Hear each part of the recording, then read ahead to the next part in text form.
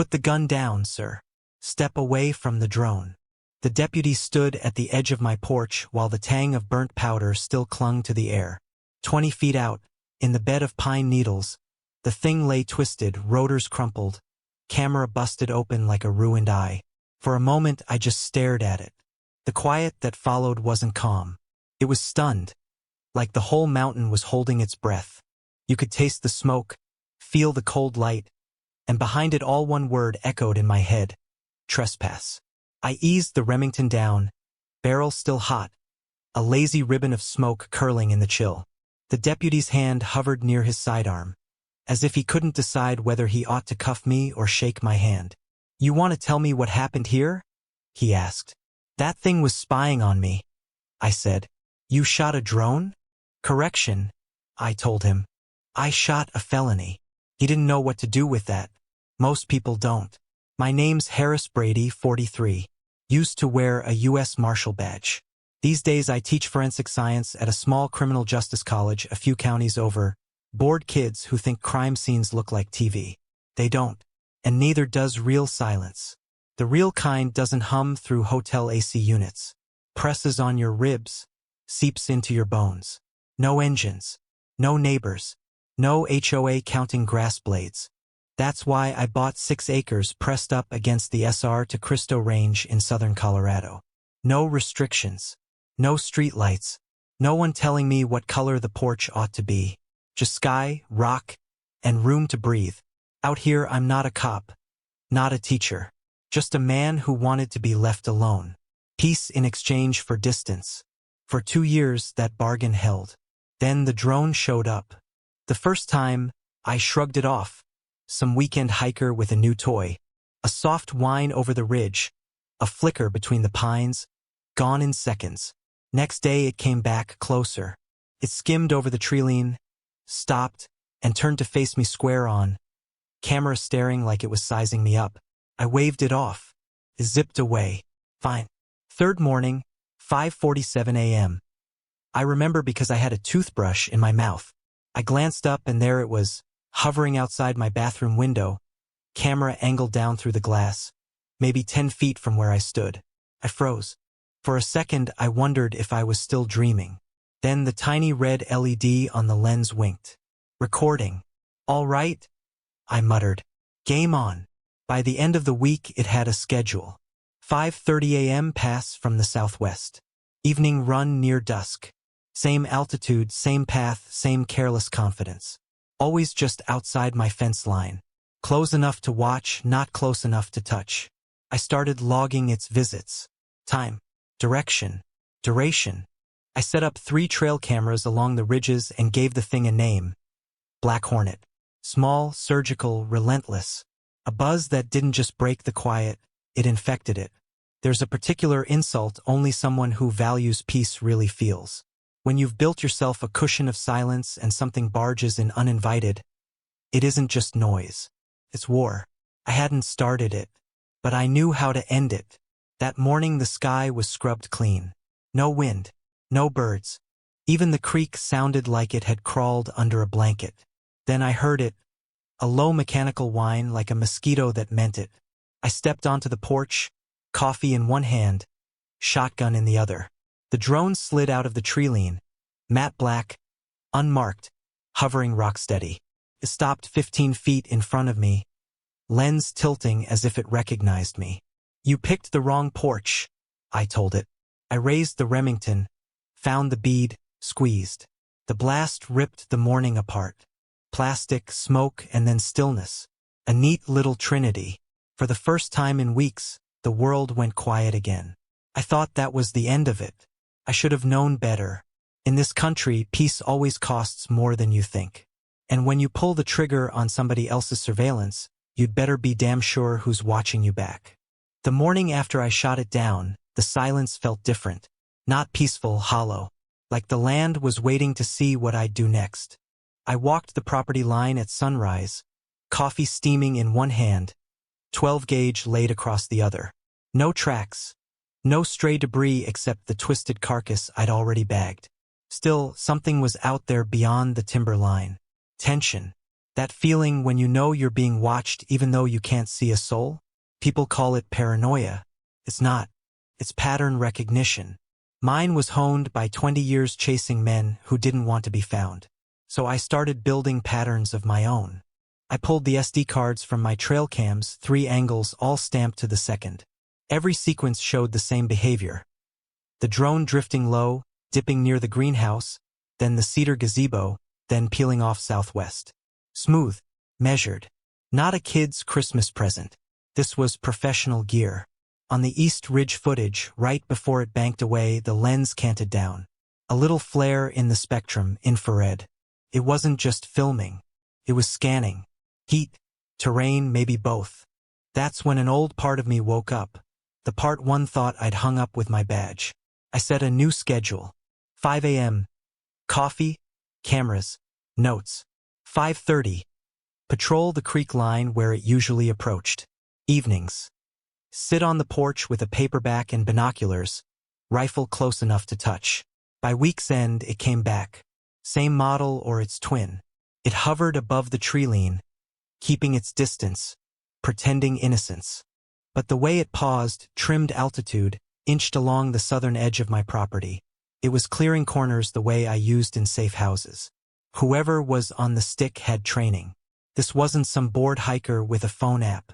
It was a man or a team who'd studied my land, my routines, maybe me. One night around 10, I stepped outside for air. Stars like ice. No wind. Just the creek and a far-off coyote. Then the hum slipped in, high and faint. Night mode. I saw the soft pulse of a red LED against the dark. I killed the porch light and watched through my scope. The drone glided slow arcs along the same southern strip, never crossing a certain invisible line. Whatever they wanted, it wasn't my cabin. It was that slice of ground. That thought didn't comfort me. It made my skin crawl. I started a proper logbook. Time of flight, estimated altitude, entry and exit vectors, duration. You could have mistaken it for a Marshall Field report. Each page neat, dated. I wasn't writing a diary. I was building evidence. Somewhere in the back of my head, I heard my old supervisor. Map the pattern, find the motive. I didn't know the motive yet, but I could feel it closing in. By the 7th day, I had over 30 entries. They all pointed one way, the southwest quadrant, along the line that butted up against a development I'd never bothered with before. Ridgetop trails. Beyond those trees lay somebody else's community. And they were itching to drag my land into it. That night, I decided to let them know I saw them. I hauled a floodlight to the ridge and left it blazing till dawn, aimed due south. A quiet message. I see you. The drone skipped its rounds for the first time in days. I smiled into my coffee, thinking maybe that ended the game. Peace doesn't knock. It wears a new uniform. 2 mornings later, I opened my mailbox and pulled out trouble. Thin, white, expensive trouble. No return address. Printed label. Envelope too stiff for junk mail. Whoever sent it wanted to sound official without being traceable. I held it to the light, then tore it open. One sheet of heavy stock. Embossed crest. Faint chemical smell. At the top in proud block letters. Ridgetop Trails HOA Compliance Committee notice. I actually laughed. Out loud. Spooked a magpie off the fence. There isn't an HOA within a mile of my place. My parcel was carved out before Ridgetop Trails existed. Their jurisdiction line stops 8/10 of a mile short of my gate. Still, somebody had gone to the trouble of pretending otherwise. The letter read like a lawyer who'd never met a tree wrote it. Your property does not conform to the visual and environmental standards of the community corridor. Then a sermon about aesthetic expectations, non-compliant structures, and something called natural view alignment. It ended with a frame-worthy threat. Failure to take corrective action may result in administrative review and potential fines. I sipped my coffee, read it twice, and laughed harder. Not angry, amused. The way you laugh when a telemarketer calls you sir while trying to skim your credit card. But old habits don't retire. They just wait. Absurdity hides intent. Intent leaves a trail. I went back inside, grabbed my phone, and called the county assessor. The clerk sounded half asleep until I gave her my parcel number. Then came the clatter of keys. "Sir, your property isn't under any HOA," she said. "You're sure?" "Positive. You're outside the ridgetop overlay by about 8/10 of a mile. If they're sending you notices, that's at best harassment." I'd started a recording halfway through her answer. Another reflex. I thanked her, saved the file, and hung up. Evidence isn't just power. It's armor. When you've spent a career testifying under oath, you learn to separate proof from noise. I pinned the letter to my corkboard above a fresh line in red ink. Drone incident number 1. It looked silly next to the maps, timestamps, and flight logs. Paper dressing up as authority. Ink pretending to be law.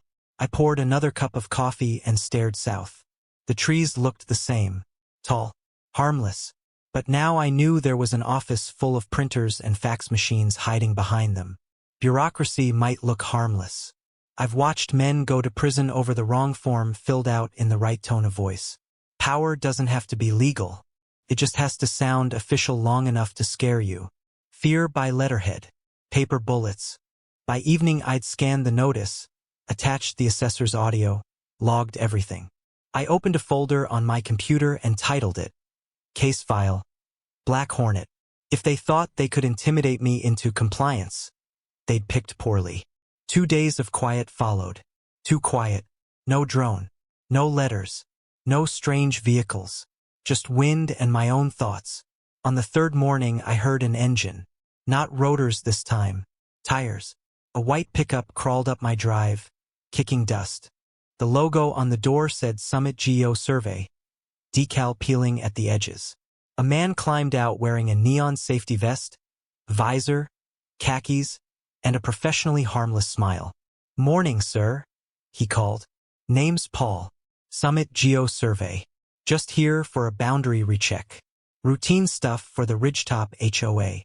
He tapped the laminated badge clipped to his vest like it was supposed to mean something. So the letter hadn't been a mistake. It was the opening move. He looked like the kind of guy who apologized to traffic cones. Clipboard tucked under his arm, truck idling behind him. "Routine for who exactly?" I asked. He glanced at his clipboard. "For the HOA, sir. Some confusion about parcel lines." "That's funny," I said. "I called the county last week. They didn't seem confused." He blinked once. The smile came back, tighter. "Won't take but a few minutes." I let him work. Sometimes the best way to catch a liar is to hand him more rope. He unfolded a tripod and leveled it along my southern fence line, the same strip the drone had been courting for weeks. From the porch I watched his hands more than his face. He swept a compact scanner back and forth. No visible laser. Too small, too sleek for a basic transit. Looked more like a handheld mapper. Infrared, LiDAR, maybe both. He paused by the cedar gazebo, pointed the device down toward the foundation, not across at any stakes. That told me plenty. He wasn't checking boundaries. He was looking for something. I strolled over slow like you do around snakes. "That unit give you readings in feet or meters?" I asked. He laughed a shade too high. "Oh, both. Pretty versatile. Looks military grade. Mind if I see the data feed?" He shifted his body between me and the screen. "Sorry, proprietary." "Proprietary, my ass." 15 minutes later he packed up, thanked me for my cooperation, and handed over a generic card. Paul R. and a number in fading ink. No website, no company address. Then he drove off, waving like we were neighbors. I waited for the dust to settle, then walked down to where he'd lingered longest. Fresh boot prints. Triangular impressions from the tripod. One mark lined up exactly with a spot where the drone had hovered 3 days earlier. Not a coincidence. Pattern. That night, I pulled the trail cam cards again. On the East Ridge camera, I caught him kneeling beside the gazebo. The scanner aimed down at the foundation. A tiny glint off the lens under the afternoon sun confirmed it. He wasn't surveying my line. He was photographing my land. I've seen how paper trails are born. First, a letter inventing jurisdiction. Then a routine inspection. Next, a violation notice based on data you never agreed to share. Soon you're paying fines to a board you never voted for. Not this time. I decided to bait a trap. In my workshop, I still had my old GIS software from my Marshall days. I loaded my official property overlay and made a duplicate. On the copy, I drew in a narrow strip along the southern boundary and labeled it Unverified Zone. Looked bureaucratic enough to make a committee drool. In the corner, invisible to the naked eye, I hid a watermark that only showed under infrared. A string of microdots that read, County Appeal Boundary Error, Do Not Distribute. I printed it, slipped it into a folder marked Property Dispute 24, and left it open on my workbench. Just enough in view from the yard window that a hovering lens couldn't miss. All I had to do was wait. For days later, the snare snapped. A new envelope. Same ivory paper. Same sterile font. Heavier this time, 2 pages. Inside, a formal statement citing recent boundary survey findings. According to their data, my cedar gazebo extended 6 feet into a communal green zone. They underlined it. There is no communal green zone in this county. Not on any recorded plat, ordinance, or overlay, except the fake one I'd drawn. They'd copied my doctored map exactly, right down to the hidden watermark. County Appeal Boundary Error, Do Not Distribute. Printed on their official HOA stationery. That wasn't a clerical slip. That was collusion and falsification in black and white. The difference between suspicion and conviction. I spent that evening cataloging everything. Letter, envelope, my trap map, the camera timestamps from the survey day. Lined them up across my desk like a puzzle I already knew the picture to. Drone first, surveyor second, fake boundary third. Next would be leverage, fines, liens, or some compliance agreement. I'd seen the same game in different uniforms. Intimidation as a business model, profit by fear.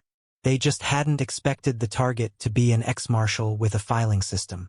To make sure there were no real loopholes, I downloaded the genuine county plats and printed them. Clean. No easements. No green zones. No shared anything. My land was mine. On paper and in dirt. I backed up every file onto 3 drives, labeled and dated. 2 went into my gun safe. 1 into a safety deposit box in town. Not paranoia. Insurance. The next morning I walked the line again. The forest felt colder. Once you move from peace to strategy, the air changes. It listens. At the gazebo I spotted small plastic flecks in the soil. Rotor fragments from one of their earlier runs. I knelt, brushed them off, and the sunlight caught a serial etched along the edge. I took a photo. Another piece for later. That night I sat on the porch with the radio off, watching the trees turn to silhouettes. The mountain wind slipped through the pines. For the first time in days, no hum, no flicker, no metal trespass. Almost enough to believe it was finished. Predators always come back to the place they missed their kill. Somewhere in the branches, under the sigh of wind, I thought I heard it again. A faint mechanical heartbeat out in the dark. I stood, scanned the treeline. Nothing. Just stars. But I knew better. They weren't done watching. And I sure as hell wasn't done recording. Twilight has its own sound. Not silence, something softer. The trees exhale. The wind settles. Crickets clear their throats. It's when the day lets go and men like me finally unclench their shoulders. That evening I sat on the porch with a book and a mug, letting the sun bleed down behind the ridge. For the first time in a while, I felt almost human again. Then the air changed. The small, that shift. The tightening. Birds go quiet. Temperature drops a hair. You learn to hear it when you've hunted for a living. Then the hum arrived.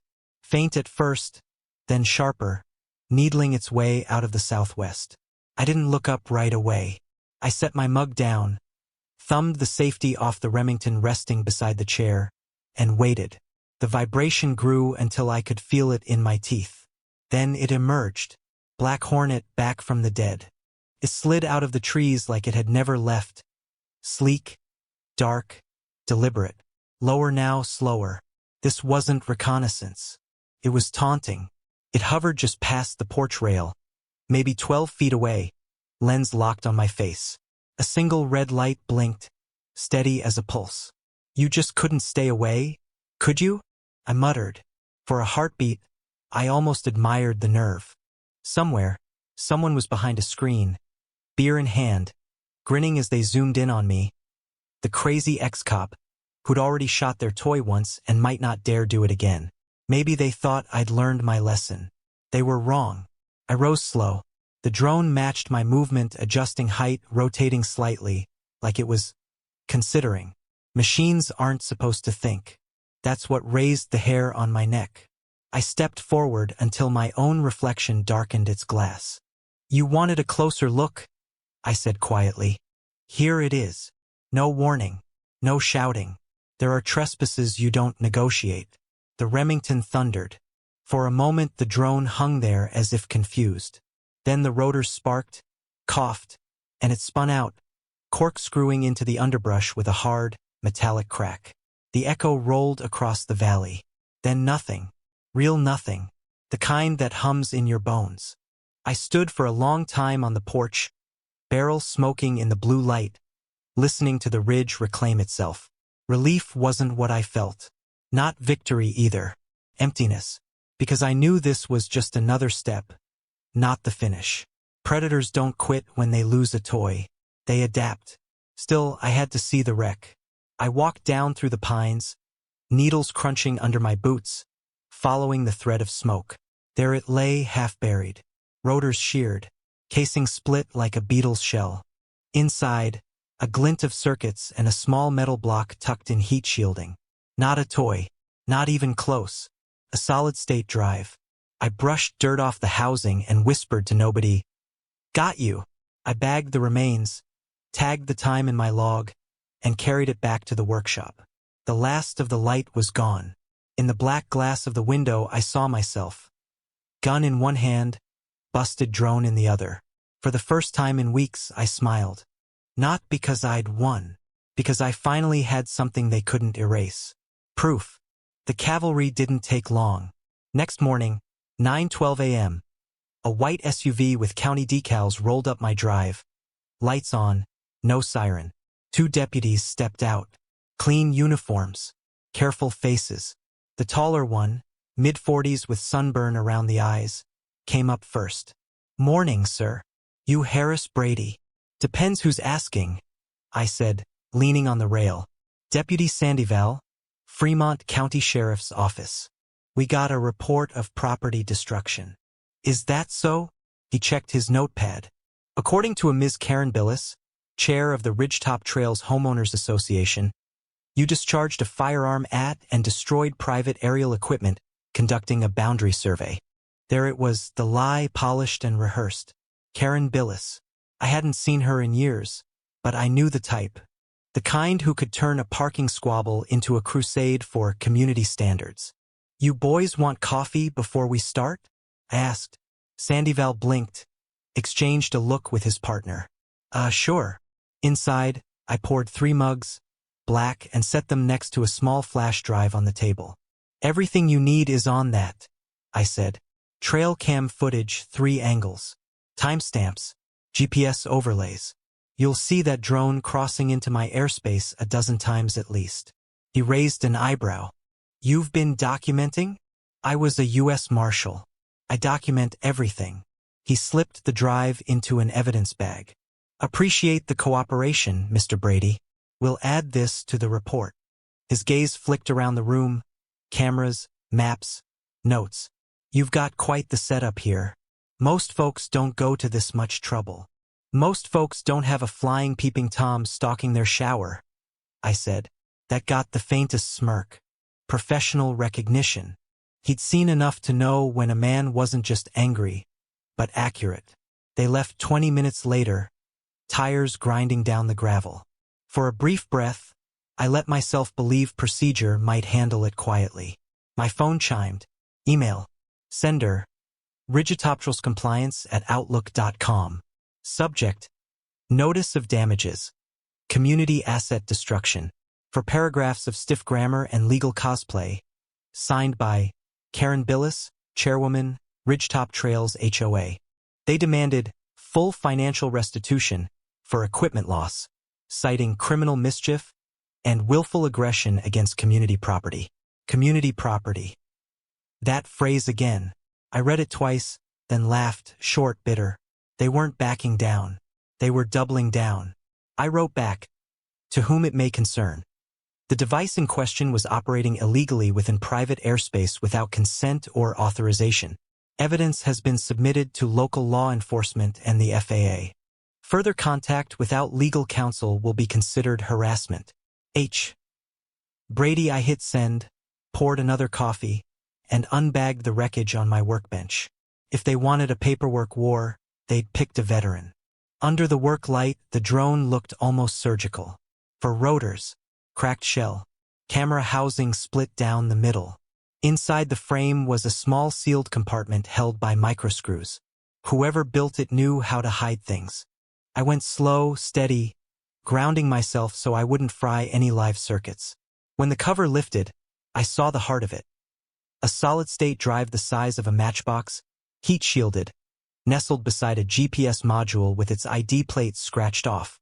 I connected the SSD to my old forensic dock. Same type I'd used on cartel phones and burner laptops.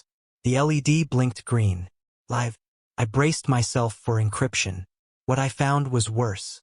Simple folder tree / flight _ data / telemetru / video _ cache / The timestamps told the story. 61 recorded flights over 90 days. Every single one centered on my coordinates. Not once did it wander off to map neighboring parcels. Not the road. Not ridgetop trails. Just my 6 acres. It wasn't surveying land. It was surveilling me. I opened the first video file. Grainy infrared. My cabin a white glow in a sea of dark blue forest. I scrubbed ahead. There I was, tending the fire pit. Another clip. Trimming brush by the creek. Then one that made my stomach hitch. Outdoor shower. Steam twisting into the dawn. Me oblivious. I stopped the playback. Jaw clenched so hard my molars squeaked. There's a line between surveillance and voyeurism. They'd crossed it at a sprint. I forced myself to keep going. Methodical. Every file. Every time. 2:04 a.m. The drone hanging motionless near my bedroom window. 9:17 p.m. Camera zoomed on my porch table, focused on the flash drive I'd laid out for the deputies. Whoever was running this rig wasn't just curious. They were collecting intelligence. They wanted to know what I knew. I cloned the SSD to 2 encrypted thumb drives and 1 cold storage disk. Then I printed the flight summaries, coordinates, elevation, duration, 61 pages. Each one proof that my life had become somebody's case study. When I finished, I sat back. The broken drone lay on the mat like a guilty witness. You weren't watching the property, I said to it. You were watching the man. By noon, I was back in my natural habitat. Chain of custody. I tagged every component, photographed each angle, labeled each file. Then I drafted 2 formal complaints. One to the FAA for unauthorized drone operation. No line-of-sight control, illegal night flights, no registration markings. The other to the county DA. Criminal harassment, invasion of privacy, and unlawful data collection over private land. People love to say you're making too much of it. But if you don't make too much of things like this, eventually they make too much of you. By mid-afternoon, the professional kind of paranoia crept in. I went outside and swept my truck. Didn't take long. Under the rear bumper, magnet-mounted, sat a tracker the size of a Zippo. Dusty but newer than the frame. I popped it off, turned it over. Tiny diode blinking. SIM chip inside. Another GPS device. Not off a store shelf. Somebody had been following my movements too. I logged it, photographed it, and sealed it in a padded case. When Deputy Sandoval stopped by that evening to follow up, I slid the box across the table. You found this on your vehicle? He asked. Passenger side rear, I said. Wired smart. Most folks would have missed it. He turned it over, and his face tightened. We'll run it. See what shakes out. 3 days later, he called. His voice had lost its casual tone. Trackers registered through a shell company, he said. Payment trail leads to a business account under Ridgetop Trails HOA. I let the silence hang between us. Sometimes silence does more work than anger ever could. That night I poured a drink and watched the ridge go black. The stars looked clean for once. No red blinks. No humming arcs. Somewhere, someone had been watching me like a lab rat. Maybe they thought I'd never find out. You should have done your homework, I said to the empty room. If they thought shooting down their drone was the finale, they were about to find out what it looked like when the evidence started firing back. Once the tracker tied to the HOA, I stopped being just a homeowner. I became a case. They'd crossed from nuisance into criminal enterprise, hiding behind a logo. Time to bring in backup. Her name was Julia Rich, former JAG attorney, old friend from my Marshall days. Sharp mind, colder coffee, a record of making bureaucrats bleed ink. I sent her everything. The drone data, still frames, tracker report, letters, the fake green zone notice. An hour later she called. Jesus, Harris. This isn't overreach, she said. This is a program. How bad? Bad enough that if half of this holds, we're looking at wire fraud, digital trespass, and federal airspace violations. And the other half? The other half's going to court. That night she drafted the first salvo. A counterclaim against Ridgetop Trails HOA and its chair, Karen Billis. Charges: harassment, unauthorized surveillance, data tampering, use of tracking devices without consent. She added one line that made her grin as she read it back. Plaintiff asserts invasion of privacy through aerial instrumentation operating under false authority. Legal poetry. Lawsuits move slow. The truth doesn't have to, so I took another route. One I hadn't used since my badge days. Media. There was only one reporter I trusted with something this volatile. Tabitha Knox. She'd helped me crack a county corruption ring 15 years earlier. She knew how to make facts hurt. I drove 2 hours to Santa Lucia. Met her at a diner off Highway 24. Same booth we'd used the last time we pissed off the wrong people. I laid it all out, the drone, the fake map, the surveyor, the tracker, the lawsuit. She listened without interrupting, then leaned back and laced her fingers. You realize what you're sitting on, right? She asked. Evidence, I said. No, she said. A bomb. 3 days later it went off. Front page of the Santa Lucia Times. Drone wars. HOA accused of illegal surveillance on NON member property. My photos were there. The shattered drone. Maps with red circles. A still of me on the porch in mid-standoff, face blurred. The story didn't need my name. It needed facts. Tabitha had found plenty. She'd gone door to door near Ridgetop Trails. Turned out I wasn't the only outlier getting notices. At least 5 other owners outside the HOA's boundary had received compliance letters. 2 had spotted drone flyovers. 1 had discovered a camera hidden in a community birdhouse. The article hit national wires inside of 24 hours. HOA watchdog groups picked it up, then talk radio, then the evening shows. Emails started coming in from all over Colorado, New Mexico, Utah. Stories of fake fines, threats, intimidation. They said my mailbox violated design standards. One rancher wrote, I live on a farm. Public anger spreads faster than wildfire. Julia was moving just as fast. She subpoenaed Summit Geo Survey's corporate records. On paper, the company didn't exist, not in any current registry. She tracked the closest match, a dissolved LLC whose email domain, summitgeo.net, had quietly remained active. That domain resolved to an office suite rented by a firm called CivicScan. CivicScan Analytics, Phoenix, Arizona. They billed themselves as Residential Compliance Analytics. In plain English, a data-driven surveillance outfit selling community safety tools to HOAs. Their platform integrated drone imagery, GPS trackers, and resident behavior logs. Fully automated, fully monetized. Ridgetop Trails was one of their pilot programs. They weren't just after my strip of ground. They were beta testing a model. How much control can you exert over private citizens without ever stepping foot on their land? Julia's counterclaim ballooned into a class action. Tabitha's story became Exhibit A. Within a week, the county DA announced an investigation into HOA overreach and unlawful digital surveillance. They served a warrant on the Ridgetop Trails office. What they found was a filing cabinet full of rot. 6 dossiers, each labeled with a street address. One wore mine. Inside, high-resolution drone stills, license plate logs, heat maps, social media screenshots annotated in blue pen. Asterisk refused HOA offer. Anti-compliance attitude. Probable violation. Asterisk my folder had a photo of me on the porch, coffee in hand. A red circle around my chest. Under it, subject inactive 6:43 a.m. They weren't policing. They were profiling. Karen didn't go quietly. She went on local radio, calling it a misunderstanding, blaming an overzealous contractor and poor communication. But the paper trail said otherwise. 6 forged plats. 2 fake notices. A series of payments to Civic Scan totaling $47,000. Tabitha's follow-up headline hit like a hammer. HOA data scandal.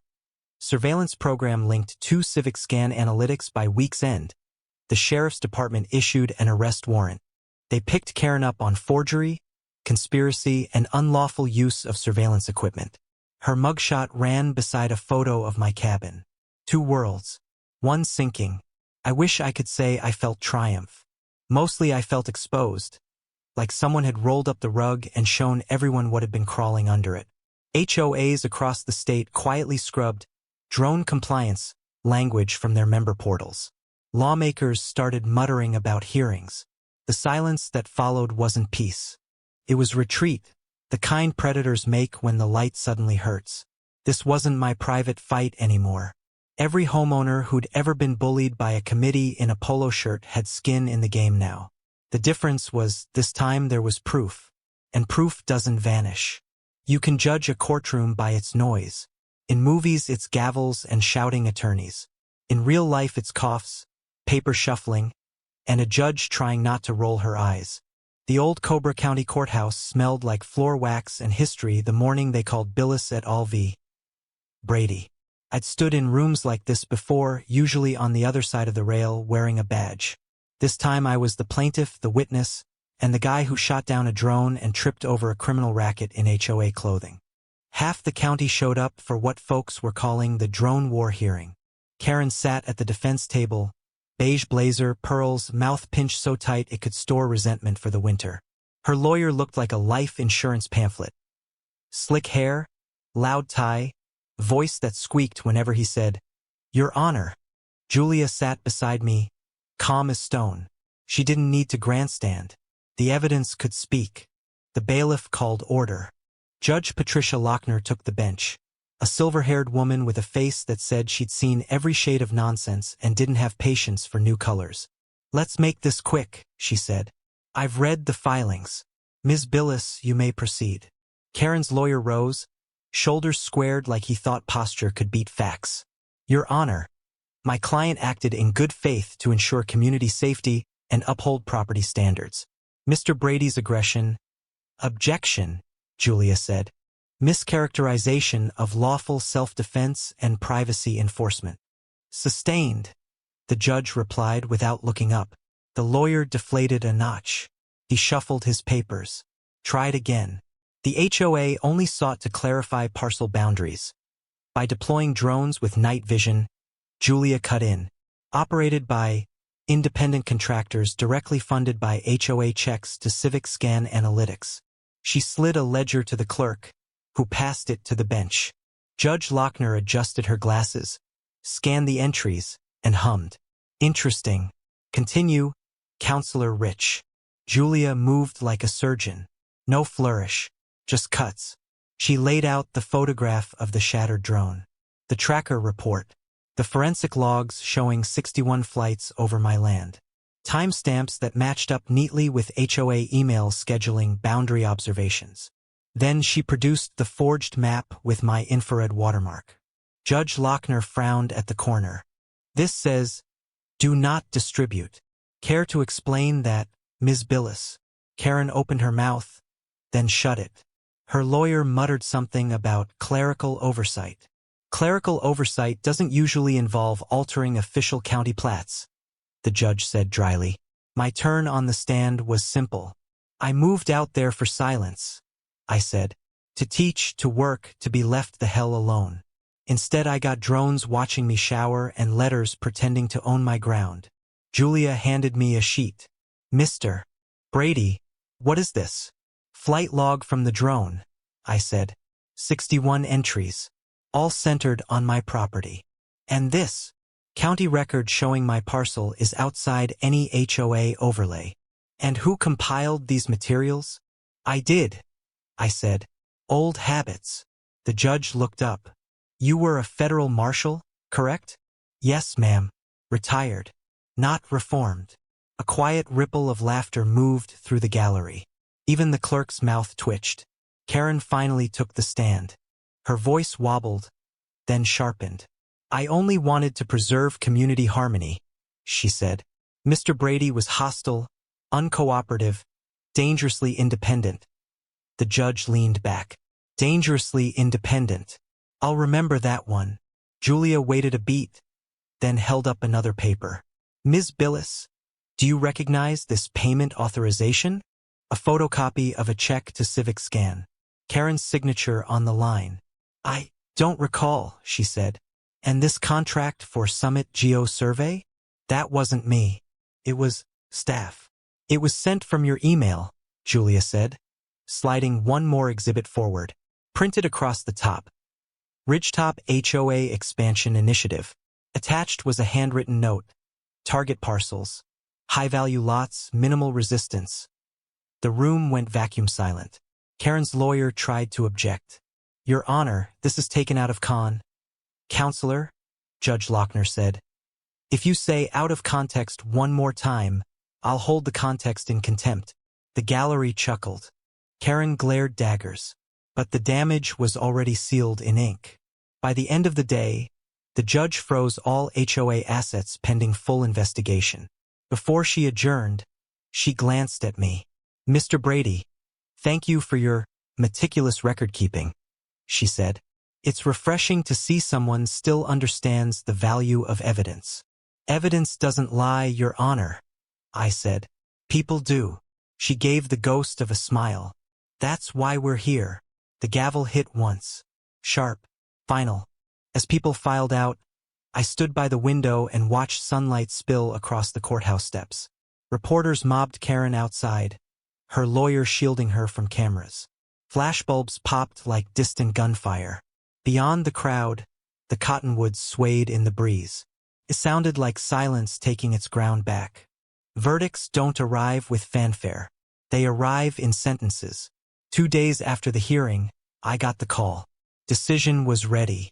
The courthouse was nearly empty this time. No crowd. Just a couple of reporters on the steps and a handful of suits inside.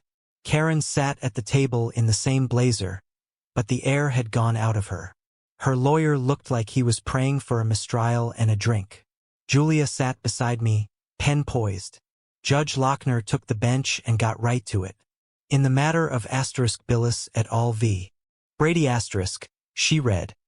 This court finds the defendants, Ridgetop Trails Homeowners Association and Chairwoman Karen Billis, guilty of multiple counts of forgery, conspiracy, and unlawful surveillance in violation of state and federal statutes. Her voice was level, but each clause landed like slow thunder. The court further recognizes the plaintiff, Mr. Harris Brady, as having acted within his legal rights to defend property, privacy, and personal safety under federal law. Damages awarded in the amount of $320,000 for emotional, reputational, and property violations. She turned to Karen. Additionally, Ms. Billis is hereby sentenced to 10 years imprisonment, with 5 to be served in custody and the remainder under supervised probation. You are prohibited from holding any position of authority within regulated communities for life. The only sound came from Karen's lawyer whispering something desperate that never made it to the record. Then Julia stood. One additional remedy, Your Honor, she said. We request the HOA be ordered to issue a public apology, published in the Santa Lucia Times, mailed to each resident under their jurisdiction, and permanently displayed on their official website. The judge didn't blink. Granted, and make sure it includes the phrase, We acknowledge the wrongful surveillance, overreach, and harassment committed by our leadership. The gavel fell again. Punctuation on a long, ugly story. They cuffed Karen right there. She didn't look at me as she passed, but I caught her reflection in the glass. Jaw locked, eyes defiant. The kind of person who'd rather drown in pride than float on truth. Outside, reporters pounced. Questions flew. Microphones lunged. I walked straight past. I'd already said everything that mattered. By the curb, I saw Julia talking with Tabitha. They traded small, tired smiles. The kind you wear when justice, for once, behaves itself. I nodded to them and kept going. Sometimes words just clutter the air. The settlement hit my account a week later. The amount didn't mean much. What came with it did. Under court order, Ridgetop Trails HOA dissolved. Their assets were sold off to cover damages and fines. Per my request, $25,000 went straight to the Colorado Property Owners Freedom Fund, a nonprofit that helps families fight abusive HOA clauses. From silence to voice. Full circle. The first truly quiet evening back at the cabin felt unreal. No hum edging the wind. No envelopes waiting like landmines in the box. Just the whisper of the creek and the slow breath of the pines. I stood on the porch looking at the spot on the ridge where Black Hornet had gone down. The light was molten gold. A real hawk circled high above, minding its own business. I'd had a small sign made, brushed steel, mounted near the crash site. No HOA. No spying. Trespassers will be litigated. Tourists stop by sometimes, take pictures, laugh. They think it's a joke. I let them. Once I thought it was too. Some nights I open the old evidence case. Inside sits the scorched housing of Black Hornet. One rotor still hanging on like a broken wing. I don't keep it as a trophy. I keep it as a reminder. The world doesn't hand you peace. You earn it. File by file. Page by page. They called me paranoid. Hostile. Dangerously independent. Maybe they're right. I sleep fine. One morning the sheriff dropped by for coffee. Sandyval looked around, hands in his pockets. Place looks quiet again, he said. That's the idea, I told him. No drones. Only hawks. He laughed, shook my hand, and drove off. The sound of his engine faded into trees. Then, at last, there it was again. Silence. The real kind. The kind that hums through the mountains and soaks into your bones. The kind that means no one's watching. The kind I'd moved here for. A month after the verdict, the land stopped feeling like a crime scene. No patrol SUVs on the road. No survey trucks. No mechanical insects slicing the sky. Just wind, water, and space. They say peace is the space between fights. Maybe. To me, it felt more like that moment after gun smoke drifts off, when you realize the echo's finally gone. The world stayed loud, of course. The story spread. National outlets ran with Tabitha's headline, each adding their own spin. The man who shot down the HOA. They turned it into memes, podcasts, panel debates. Half the people called me a vigilante. Half called me a hero. Most just called me crazy. For once, I didn't mind. Because the noise wasn't aimed at me anymore. It was aimed at them. Civic Scan folded in 3 weeks. Their investors bailed as soon as the DA impounded their servers. The rest of the compliance analytics network their lawyers had tucked into HOA contracts across the Southwest crumbled on its own. Turn on enough lights, and the roaches don't need instructions. Julia moved on to a case in Denver. Tabitha picked up an investigative journalism award. She texted me a picture of the plaque taped to her fridge. You started this, I sent back a photo of my porch. You finished it. Justice doesn't always need a podium. It needs witnesses who remember. Every so often a student from the college drives up to interview me for a project. They're young, earnest, a little nervous around the guy who shot a drone. I make them coffee, let them set their recorders, and tell them the same thing. Evidence wins after emotion burns out. Keep your record straight, your conscience cleaner, and never trust any institution that calls itself your neighbor. They laugh. Then they jot it down. A reporter from a national show wanted to film a segment here last week. I declined. I've seen enough lenses pointed my way. Instead, I built something simple behind the cabin. Tin roof shed. 1 table. 6 folding chairs. Once a month, I host a free workshop for private landowners. I teach them how to read a plat map, how to sniff out fake compliance letters, how to file an FAA report. We sit there with notebooks and bad coffee, mountains behind us, and I watch people realize that owning land doesn't end at a fence. It starts there. Some of them call me Marshall Brady again. I hated it at first. Now I don't mind. Law doesn't live in offices. It lives where people stand their ground.